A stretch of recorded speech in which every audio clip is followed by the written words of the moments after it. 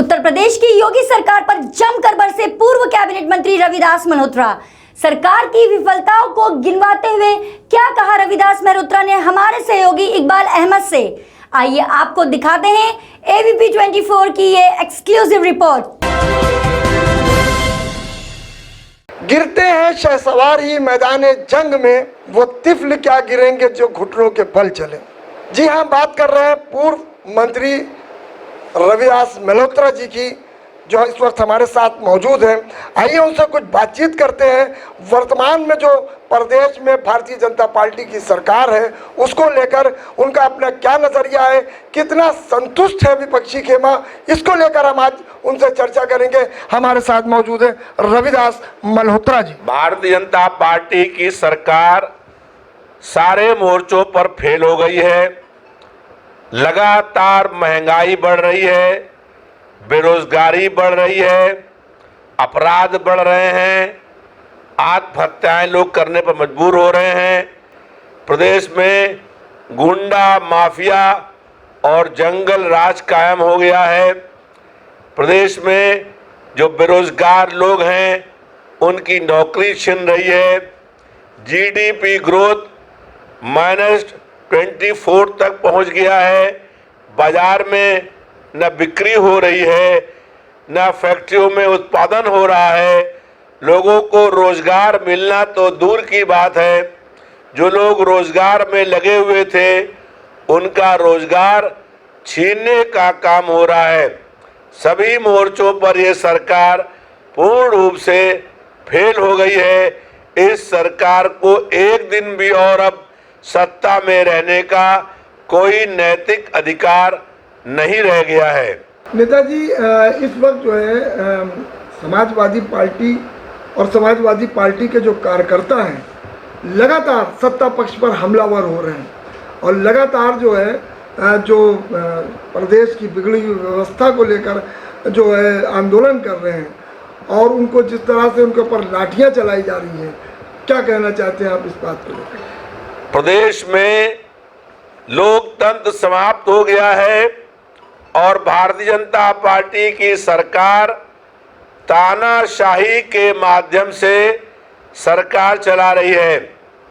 ऐसा ही प्रयास आज से 45 साल पहले कांग्रेस ने करने का काम किया था और उन्होंने देश में आपातकाल लगाया था। हम लोग आपातकाल में 45 साल पहले 20 महीने लगातार जेल के अंदर बंद रहे थे। आज वैसे ही देश में लोकतंत्र की हत्या करी जा रही है। किसी भी आदमी को अपनी बात कहने का अधिकार नहीं है। अगर कोई सरकार के खिलाफ कोई बात कहता है तो उसको राष्ट्रद्रोही मान लिया जाता है। पुलिस का जुर्म लगातार बढ़ रहा है। अपराधी मंत्री और पुलिस के बीच में साठगांठ हो गई है। प्रदेश में जनता भयभीत है। बहन और बेटियां अपने घर में सुरक्षित नहीं हैं। व्यापारी अपनी दुकान में सुरक्षित नहीं हैं। पूरे प्रदेश में लगातार जनता त्राही त्राही कर रही है और जनता परिवर्तन और बदलाव करना चाहती है। हम लोगों ने 2012 से 5 साल तक जो काम किया था, आज वही काम प्रदेश में दिखाई पड़ रहा है। 3 साल से बीत गया, भाजपा की सरकार ने कहीं कोई विकास का काम नहीं किया है। हालात ये हैं कि स्कूल बंद हैं लेकिन बच्चों से फीस ली जा रही है। दुकानें बंद हैं लेकिन सरकार इनकम टैक्स ले रही है, जीएसटी ले रही है। बेरोजगार लोग लगातार बढ़ रहे हैं, गरीबी बढ़ रही है, भुखमरी बढ़ रही है और आम आदमी का जीवन दुभर हो गया है। और इस अवसर पर केंद्र की सरकार लगातार महंगाई बढ़ा रही है। 22 दिन लगातार डीजल के दाम में, पेट्रोल के दाम में वृद्धि हुई। आज पेट्रोल जो है वो और डीजल का दाम एक बराबर हो गया। ये सरकार की नाकामी का परिणाम है। सरकार पूर्ण रूप से विफल हो गई है। देश के अंदर 50 लाख से अधिक कोरोना के पीड़ित हो गए हैं और लगभग 75,000 लोगों की मौत हो गई है। इसके लिए पूर्ण रूप से केंद्र की सरकार, भाजपा की सरकार और प्रधानमंत्री जिम्मेदार हैं। इस बीमारी का नाम कोविड-19 था। 2019 में 180 मुल्कों में ये महामारी फैल गई थी, लेकिन भारत में ये महामारी नहीं आई थी। फरवरी के महीने तक यहाँ पर कोई मरीज नहीं था। अगर दिल्ली की सरकार ने फरवरी के महीने में अंतर्राष्ट्रीय उड़ानें बंद कर दी होती और इंटरनेशनल एयरपोर्ट पर लॉकडाउन कर दिया होता तो आज देश के अंदर 130 करोड़ लोगों को अपने घरों में बंद होना नहीं पड़ता और 50 लाख से अधिक कोरोना के पीड़ित नहीं होते और 75 लोगों की मौत नहीं होती। इसके लिए पूर्ण रूप से भारतीय जनता पार्टी की केंद्र की सरकार जिम्मेदार और दोषी है।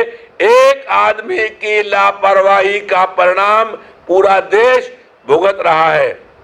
नेताजी, आने वाले समय में 2022 में जो चुनाव है उसको लेकर समाजवादी पार्टी की क्या तैयारियां हैं? 2022 में चुनाव विधानसभा के होंगे और जनता ने अभी से ही मन बना लिया है कि 2022 में अखिलेश यादव फिर से प्रदेश के मुख्यमंत्री बने, समाजवादी पार्टी की सरकार बने, क्योंकि इसी सरकार में जनता को विकास होगा। हम लोगों की सरकार में लगभग 55 लाख गरीब निराश्रित महिलाओं को पेंशन मिलने का काम हो रहा था। समाजवादी पेंशन को इस सरकार ने बंद करके 55 लाख लोगों के पेट से, उनके हाथ से रोटी छीनने का काम किया है। कहीं प्रदेश में विकास का काम नहीं हो रहा है, जनता त्राही त्राही कर रही है, सरकार सारे मोर्चों पर फेल हो गई है और जनता के मन में बदलाव और परिवर्तन हो गया है। 2022 में उससे पहले चुनाव होंगे, सरकार बदलेगी और निश्चित रूप से प्रदेश में अखिलेश यादव जी की अगुवाई में प्रदेश में एक मजबूत सरकार बनने का काम होगा। नेताजी, किन मुद्दों पे चुनाव लड़ा जाएगा? क्योंकि पिछली बार का जो नारा था कि काम बोलता है वो पूरी तरह से विफल साबित हुआ, फ्लॉप साबित हुआ। इस बार किन मुद्दों पर चुनाव लड़ेगी समाजवादी पार्टी? प्रदेश में लगातार बेरोजगारी बढ़ रही है। चुनाव में हमारा सबसे बड़ा मुद्दा बेरोजगारी का होगा। दूसरा मुद्दा, जो बेरोजगार लोग हुए हैं, जो काम कर रहे थे, उनको भी रोजगार से हटा दिया गया, उनका मुद्दा होगा। जो गरीब झुग्गी झोपड़ी फुटपाथ के दुकान लगाते हैं, खुले आसमान के नीचे रहते हैं, झोपड़ी में रहते हैं, झुग्गी में रहते हैं, ऐसे लोग भूख से मरने के लिए इस सरकार ने उनको छोड़ दिया और जितने लोग कोरोना से मरे हैं उससे अधिक लोग भूख से मरे हैं। तो भूखमरी जो फैली है वो हमारा मुद्दा होगा। महंगाई जो लगातार बढ़ रही है वो हमारा मुद्दा होगा। पेट्रोल और डीजल के दाम में जो बेतहाशा वृद्धि हुई है वो मुद्दा होगा। और किसान को उसकी उपज का मूल्य नहीं मिल रहा है। किसान अपने खेत में जो बो रहा है उसको मूल्य नहीं मिल रहा है, उसको उसका मूल्य दिलाने की लड़ाई होगी। बेरोजगार और किसान आत्महत्याएं कर रहे हैं, उसको न्याय मिले, ये हम लोग प्रयास करेंगे। और प्रदेश में जो बिगड़ती हुई कानून व्यवस्था है, बढ़ते हुए अपराध हैं, भारतीय जनता पार्टी के नेता बलात्कार में शामिल हैं। पूर्व गृह राज्य मंत्री केंद्र के, उन्होंने शाहजहांपुर में एक बेटी के साथ बलात्कार किया। भारतीय जनता पार्टी के विधायक कुलदीप सिंह सेंगर ने बलात्कार करने के बाद उसी परिवार के 5 लोगों की हत्या करने का काम किया। ऐसे ही प्रदेश में लगातार बहन और बेटियों की हत्याएं हो रही हैं, बलात्कार हो रहा है, अपराधी बेखौफ हो गए हैं।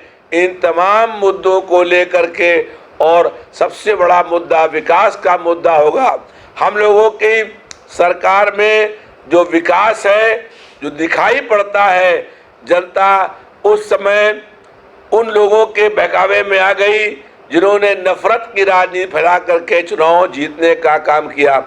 लखनऊ शहर में मेट्रो चलती है और मेट्रो हम लोगों ने शुरू करने का काम किया। जहां गोरखपुर में प्रदेश के मुख्यमंत्री हैं, वहां आज तक मेट्रो चलने का काम नहीं हुआ।